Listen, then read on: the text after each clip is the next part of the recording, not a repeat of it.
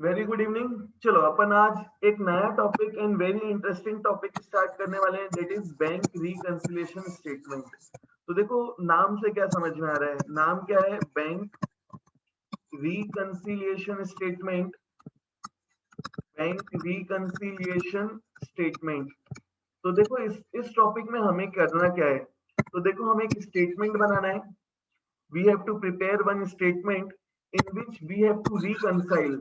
क्या करना है? reconcile का मतलब होता है मैच करना। we have to reconcile, match.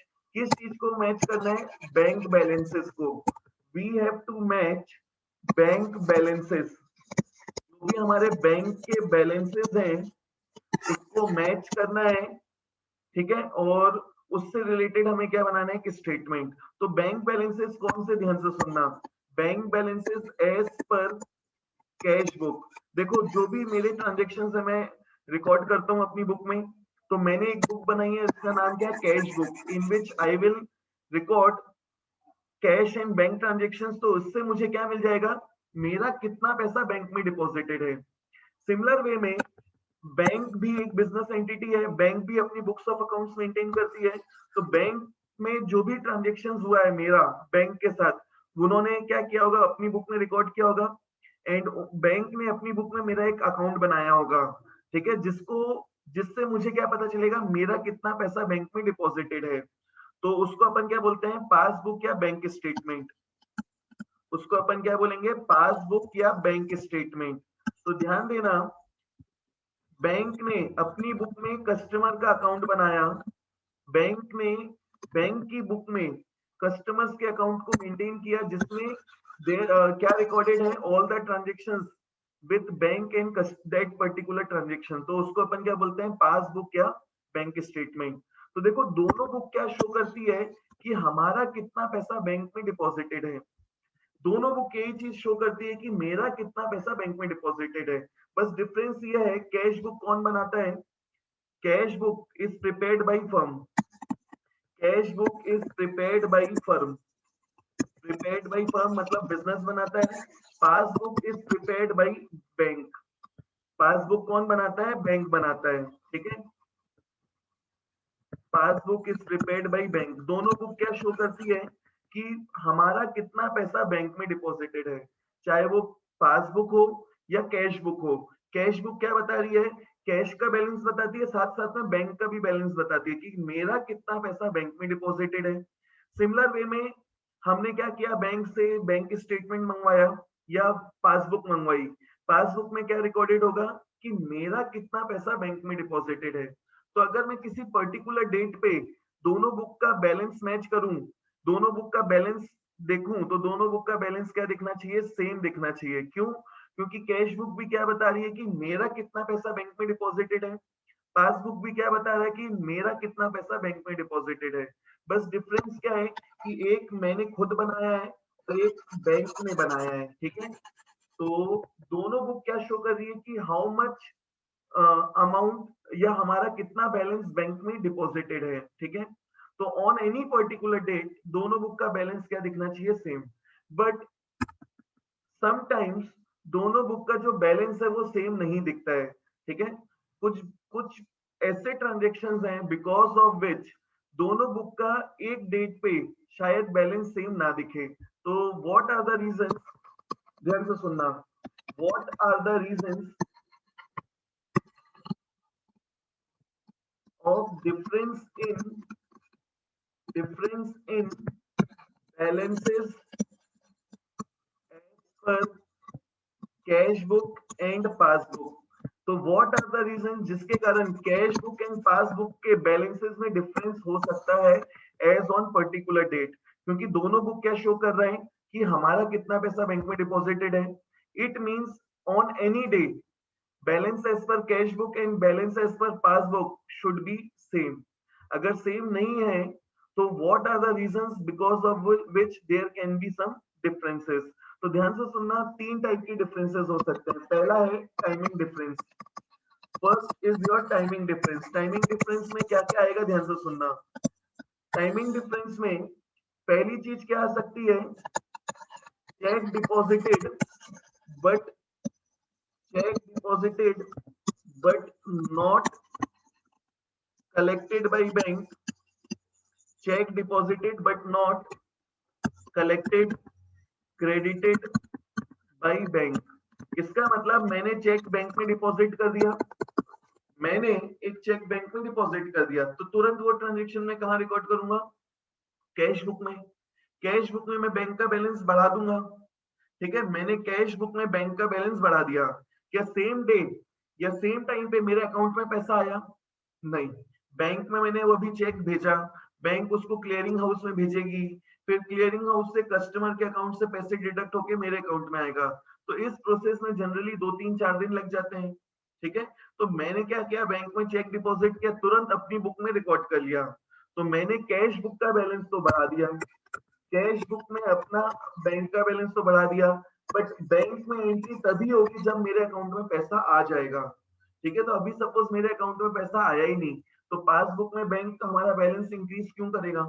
Bank को सपना थोड़ी ना आएगा कि मैंने इतने का चेक डिपॉजिट किया तो इसके अकाउंट में इतना बैलेंस ऐड कर देना है, ठीक है।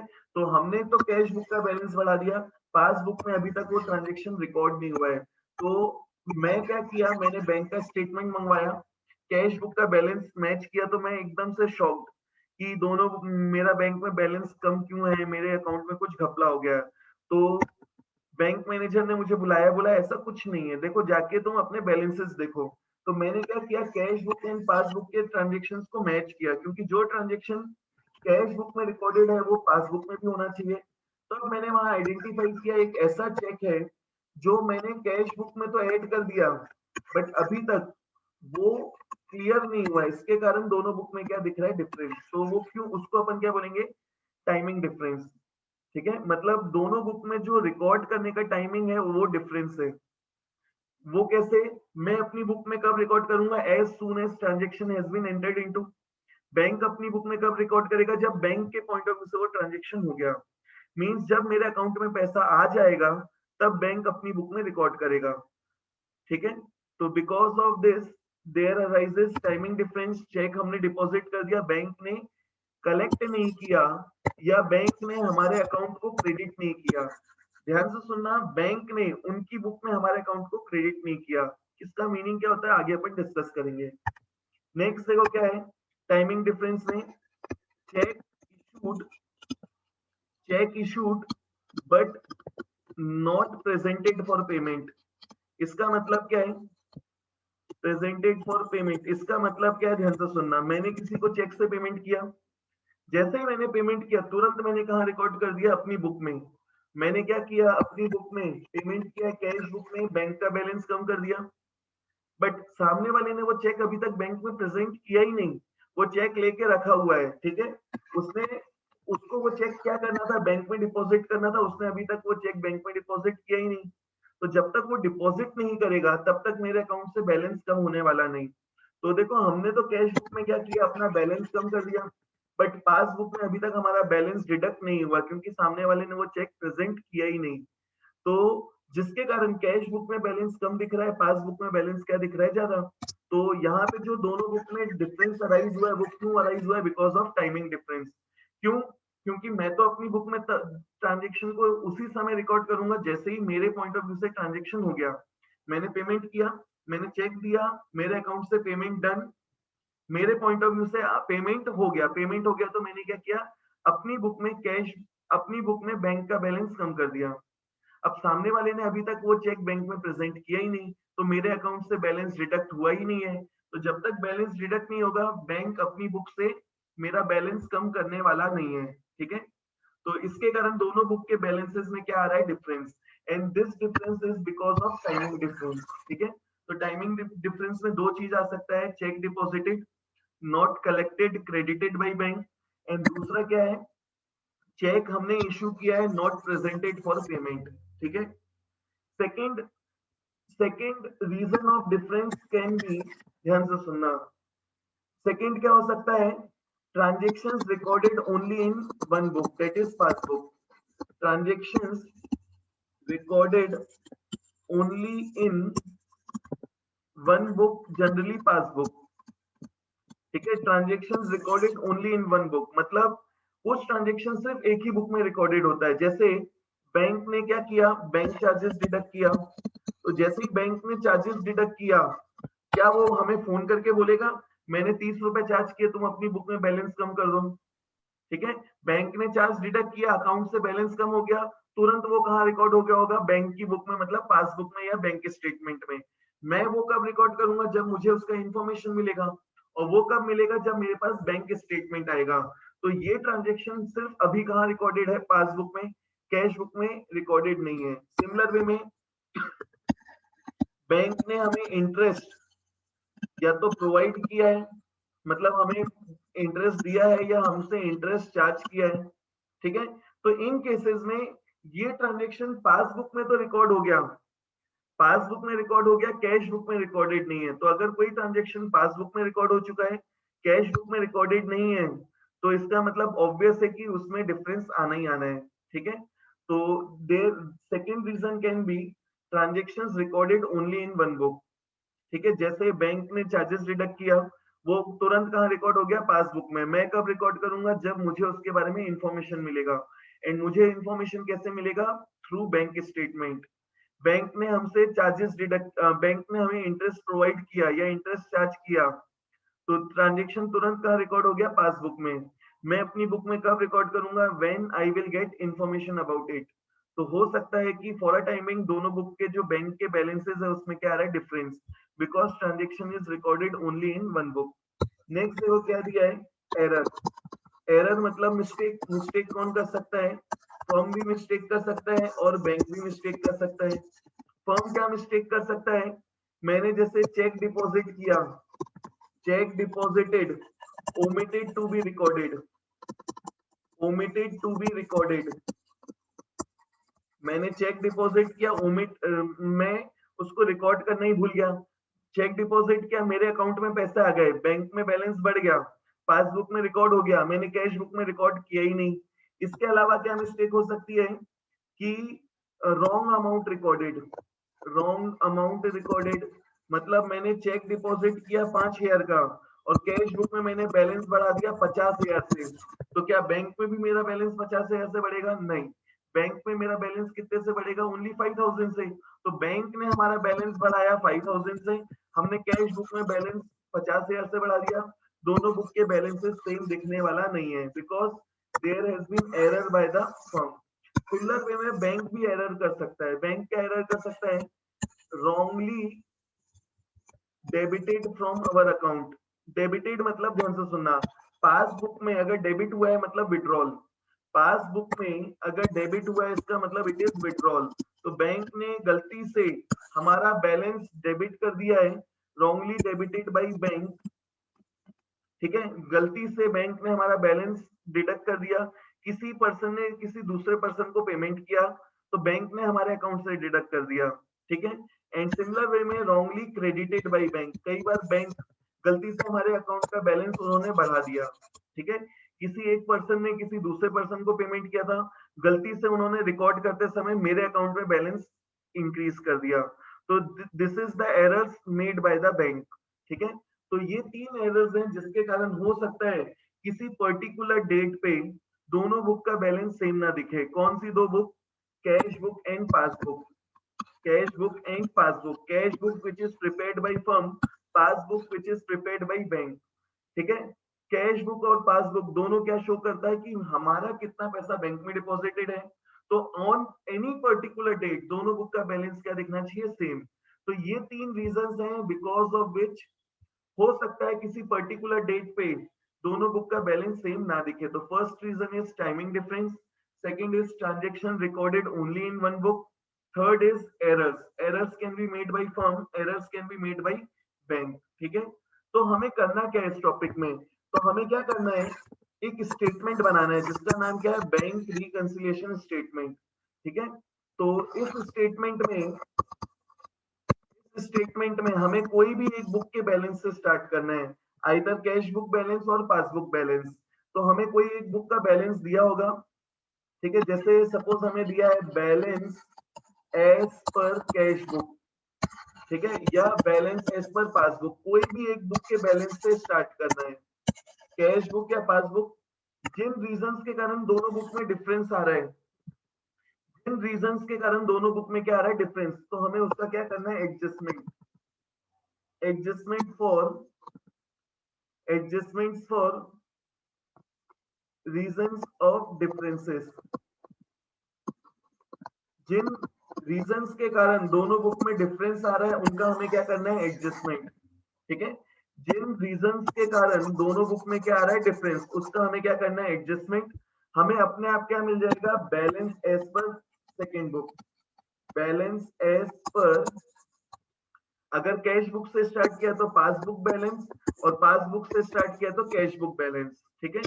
तो ये स्टेटमेंट को अपन क्या बोलेंगे बैंक रिकंसिलिएशन स्टेटमेंट, ठीक है। मतलब मुझे ना तो कैश बुक में अभी कोई चेंज करना है, ना पासबुक में कोई चेंज करना है, ठीक है। ना मैं पासबुक में कोई चेंज कर रहा हूँ, ना मैं कोई कैश बुक में चेंज कर रहा हूँ, मैं एक स्टेटमेंट बना रहा हूँ जिसमें मैं क्या कर रहा हूँ दोनों बैंक के बैलेंसेस को मैच कर रहा हूँ। मींस अगर मैं कैश बुक के बैलेंस से स्टार्ट करता हूँ, मैंने ये पता कर लिया किन किन रीजंस के कारण डिफरेंस दिख रहा है, तो जिन रीजंस के कारण दोनों बुक का डिफरेंस दिख रहा है उसको अलग कर दो, उसका मैं एडजस्टमेंट कर दूंगा, तो I will get balance as per passbook. फिर मैं देखूंगा क्या पासबुक में वही बैलेंस दिख रहा है, अगर वही बैलेंस दिख रहा है इसका मतलब हमने दोनों स्टेटमेंट को क्या कर दिया मैच कर लिया, ठीक है। मैं फिर से एक्सप्लेन कर रहा हूँ बैंक रिकंसिलिएशन स्टेटमेंट, हमें एक स्टेटमेंट बनाना है जिसमें मैं बैंक के बैलेंसेस को मैच कर रहा हूँ, cash book balance and passbook balance, ठीक है।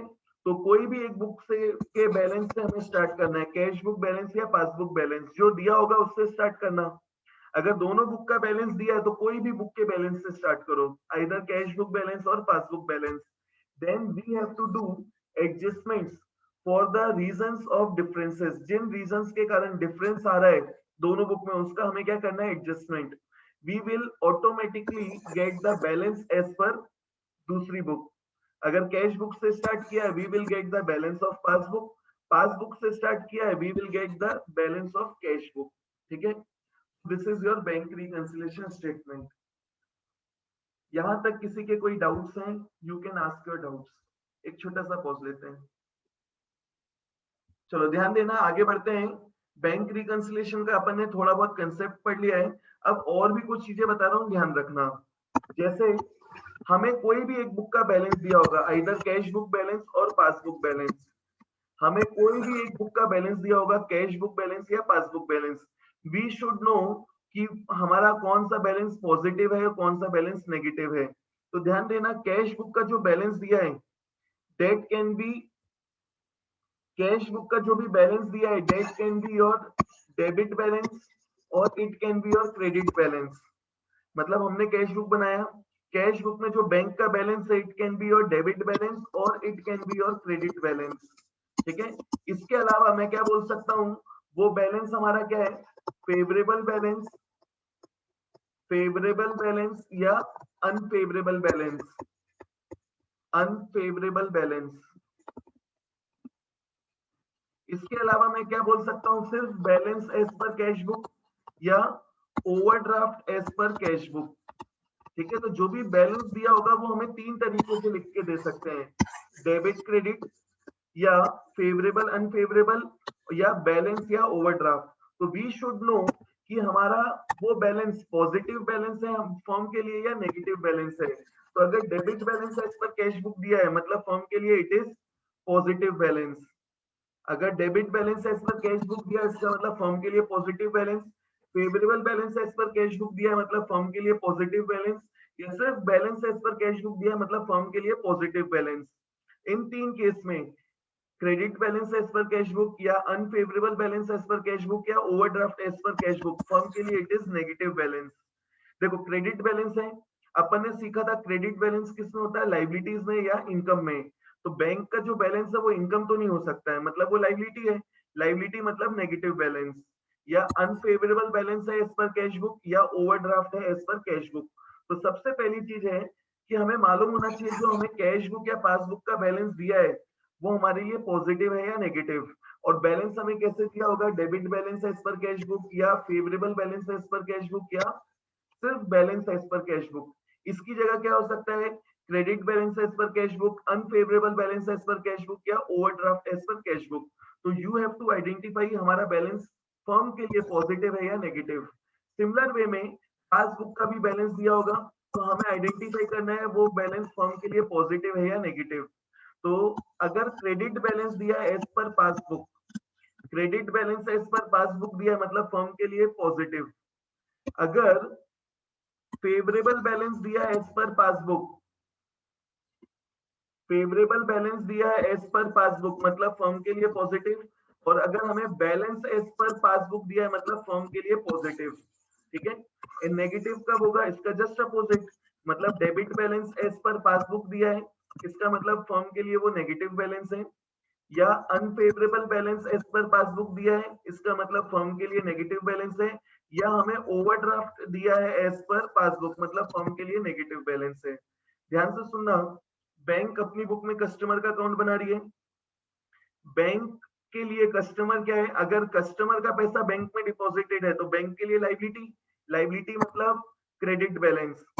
तो हमारे पॉइंट ऑफ व्यू से मेरा पैसा बैंक में डिपॉजिटेड है, तो मेरे पॉइंट ऑफ व्यू से इट इज पॉजिटिव बैलेंस। तो जो भी बैलेंस दिया है कैश बुक या पासबुक, हमें देखना है फर्म के लिए वो बैलेंस पॉजिटिव है या नेगेटिव। तो फर्म के लिए पॉजिटिव बैलेंस कब होगा, अगर पासबुक बैलेंस दिया तो when it is credit balance as per passbook, या favourable balance as per passbook, या सिर्फ balance as per passbook. Cash book है तो debit balance as per cash book, favourable balance as per cash book, या balance as per cash book. तो ये 6 case में firm के लिए balance will be positive, and बाकी के ये 6 केस में फर्म के लिए बैलेंस विल बी नेगेटिव। तो हमें कोई एक बुक का बैलेंस दिया होगा, आइदर कैश बुक बैलेंस या पासबुक बैलेंस, एंड बैलेंस कैसे दिया होगा, डेबिट क्रेडिट, या फेवरेबल अनफेवरेबल, या बैलेंस या overdraft. You should be able to identify कि वो जो बैलेंस दिया है वो फर्म के लिए पॉजिटिव है या नेगेटिव। ठीक है, तो ध्यान रखना, सिर्फ एक चीज में डिफरेंस है, क्या, debit balance and credit balance as per cash book and passbook, बाकी दोनों बुक में क्या है, सेम।